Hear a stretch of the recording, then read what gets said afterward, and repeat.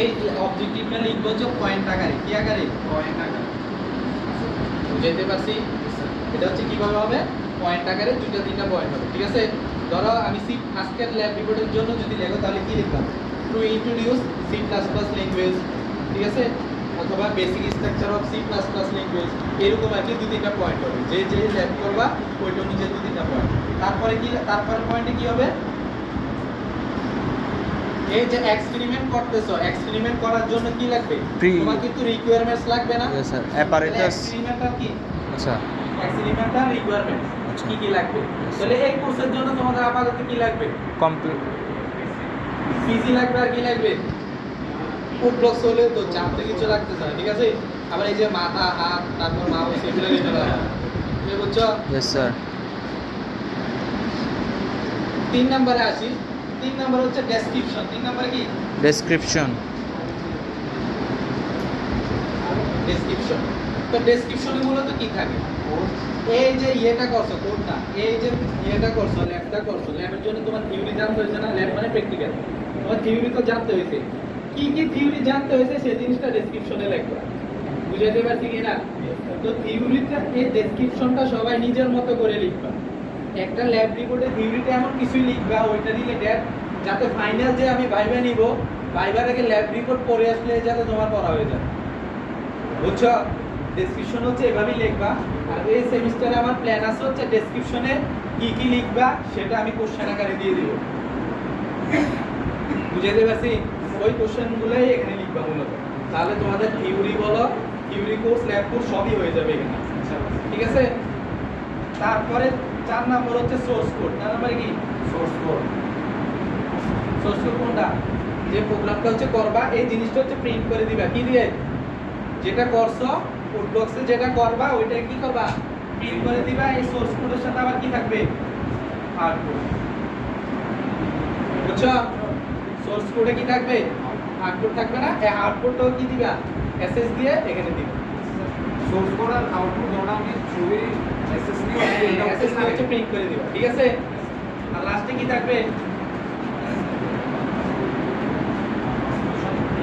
Conclusion অথবা discussion. ঠিক আছে? এই কনক্লুশন হচ্ছে নিজের লিখবা। সবার ল্যাব রিপোর্টে জাস্ট কি মিল থাকবে দেখো? এক্সপেরিমেন্টাল রিকোয়ারমেন্ট আর কি? অবজেক্টিভ। অবজেক্টিভ এক্সপেরিমেন্ট নেই। আর বাকি জিনিসগুলো কি? ভিন্ন ভিন্ন। এখন আসি কনক্লুশনে কি লিখবা? আমি যে কথাগুলো বলতেছি শুধু আমার ল্যাবের জন্য না, এটা তোমাদের যে কোনো ল্যাব এবং ফাইনালি যখন থিসিস লিখবা সব কিছুর জন্য বলো কোথায় কি লিখতে হয় কি শিখো।